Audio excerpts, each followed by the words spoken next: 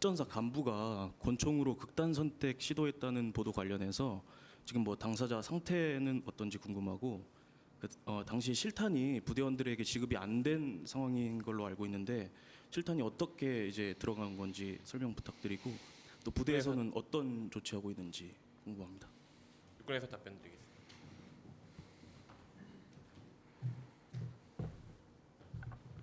네, 육군 서울공보팀장입니다. 어제 오전 육군 모부대 간부가 영내에서 원인 미상 총상을 입은 상태로 발견되어 군병원으로 긴급 후송하여 현재 치료 중입니다. 생명에 지장은 없고 자세한 사고 경위는 현재 조사 중에 있습니다. 그럼 이제 실탄이 격발이 돼가지고 병원에 실려간 상황인데 일반적으로 이런 사고는 뭐 조사 기간이 얼마나 걸리는지 또 뭐 이번 사고는 조사가 언제쯤 이뤄질지 궁금합니다. 네, 사고 원인에 대해서 조사를 진행 중에 있고 이것이 언제 끝난다고 예단해서 말씀드릴 수는 없을 것 같습니다. 현재 부대에서는 자세한 사고 경위는 조사 중에 있습니다. 다른 질문 있으십니까? 네, 박수창 기자님. 예, 박수찬 세계일보 기자입니다. 북한이 오늘 그게 무인기를 사용한 그 타격하는 모습과 그다음에 무인기 비행 훈련, 그다음에 신형 조기 경보기로 보이는 그러한 기체의 비행 사진 같은 것을 대거 공개를 했습니다. 무인기 같은 경우에 작년에 나오긴 했지만 조기 경보기 같은 경우에는 북한이 공식적으로 드러낸 게 제가 처음으로 기억을 하고 있습니다. 북한의 의도하고 이게 허수인지 아니면 실질적인 위협이 되는 것인지 지금 군에서 어떻게 판단하고 있는지 말씀해 주셨으면 합니다. 참에서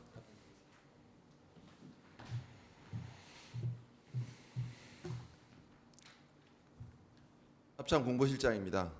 우리 군은 북한의 무기 개발 동향을 예의주시하고 있습니다. 오늘 공개한 그 개조된 조기 경보기는 아직 정상 운영이나 그 효용성 측면에서 새로운 평가가 필요합니다. 보시면 알겠지만 굉장히 둔중하고 또 요격에도 취약할 것으로 판단하고 있습니다.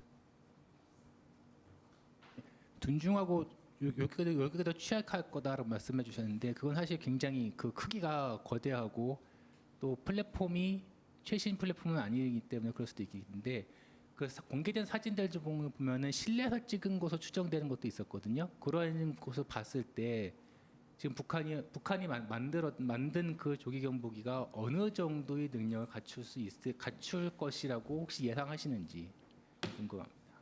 네, 그것은 더 새로 추가로 평가가 필요하다고 말씀드렸고요. 정확하게 지금 어느 상태에 있는지를 공개적으로 말씀드리기는 어렵습니다.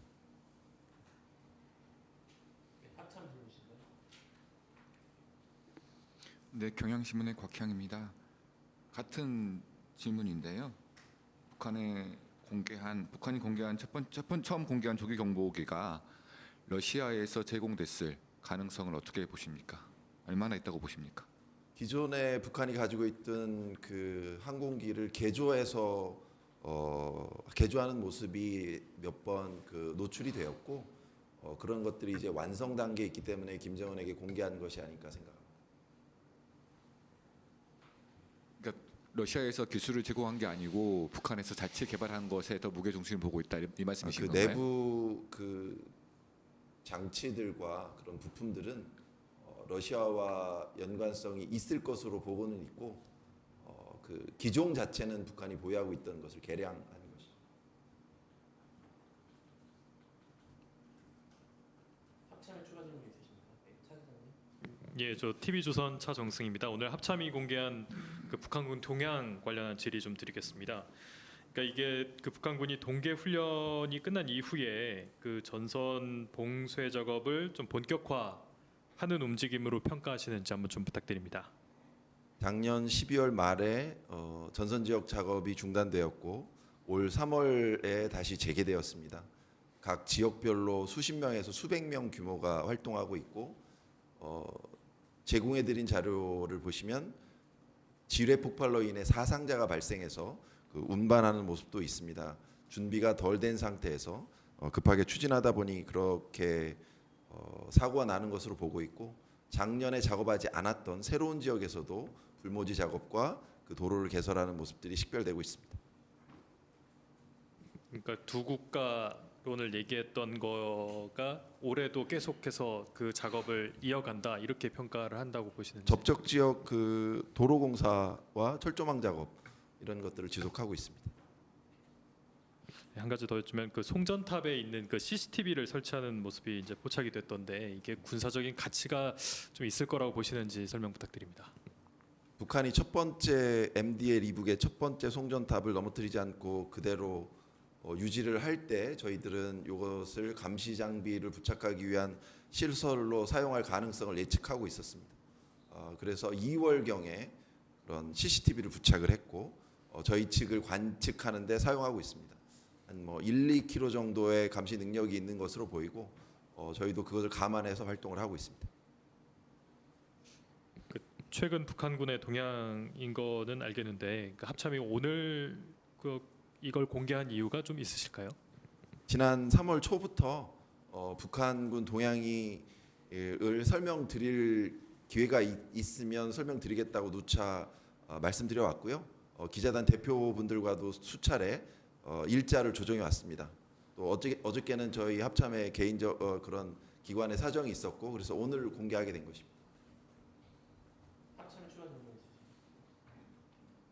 예, 경영의 박향입니다. 마찬가지로 오늘 그 최근 북한군 동향 관련해서 러시아 파병 관련해서 여쭤보려고 합니다.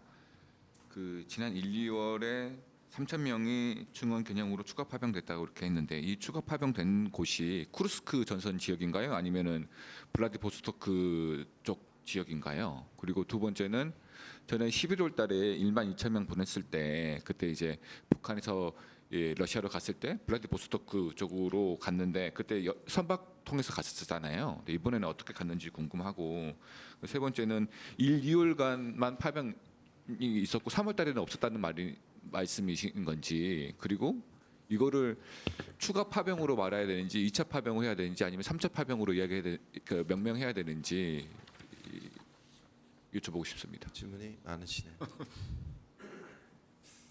그 북한 군들이 어디서 활동하고 있는지는 저희가 합참이 답변할 사안 같지는 않고요. 그 3,000명이 파병된 것은 그 해상이나 또 육로나 그런 다양한 교통 수단을 이용한 것으로 추정하고 있고 또 정확한 것은 또 관계 기관에서 확인하고 있는 것으로 압니다. 또 마지막 질문이 무엇이었죠? 이 성격을 추가 파병으로 봐야 되는지 2차 혹은 3차 예, 파병으로 봐야 되죠. 지금까지는 추가 파병으로 보고 있는데 교대 병력이라면 지금 러시아에 있는 그 북한군들이 복귀를 해야 이제 교대가 되는 것인데 아직 그러한 징후는 없어서 추가적으로 된 것으로 보고 있고요. 또 북한군 각 지역에서 그 보병 부대나 그런 특수전 부대 인원들 훈련이 과거에 비해서 증가한 경향이 있고 또 그 포병 부대는 사격이 과거에 비해서 줄어든 경향이 있기 때문에 북한이 전체적으로 이 해외 파병에 중점을 두고 훈련과 관리를 하고 있다고 보고 있습니다. 이번에 추가 파병된 3,000여 명은 다 폭풍 군단 소속으로 봐야 되는 건가요? 아니면 이제 그 유영원 의원실에서 갔다 온 다음에 이제 발언한 내용을 보면 폭풍 군단 이외에 다른 조직의 병력들도 되어 있다라고 말씀하셔가지고 합참은 어떻게 보시는지요? 그것은 한번 확인해 보겠습니다. 합참에 추가 질문 있으십니까? 북한이 그 접촉 지역에서 이제 경의선이나 동해선 도로를 폭파를 하고 이제 지뢰지대 같은 걸 만드는 과정에서 예전에 그때 장벽 같은 걸 만든 모습이 있었잖아요. 그것은 지금 어떻게 되고 있는지 좀 말씀해 그 주세요. 상태로 그대로 유지되고 있습니다. 그 토산 형태의 그 높은 언덕, 둔덕 그대로 있습니다. 추가로 만든 동향은 없었나요? 없습니다. 지난번에 공개하고 나서 그때 거기서 줄어들지도 않고 늘어나지도 않았다는. 네.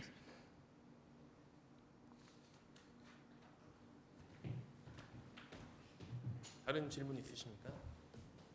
예, 최 기자님.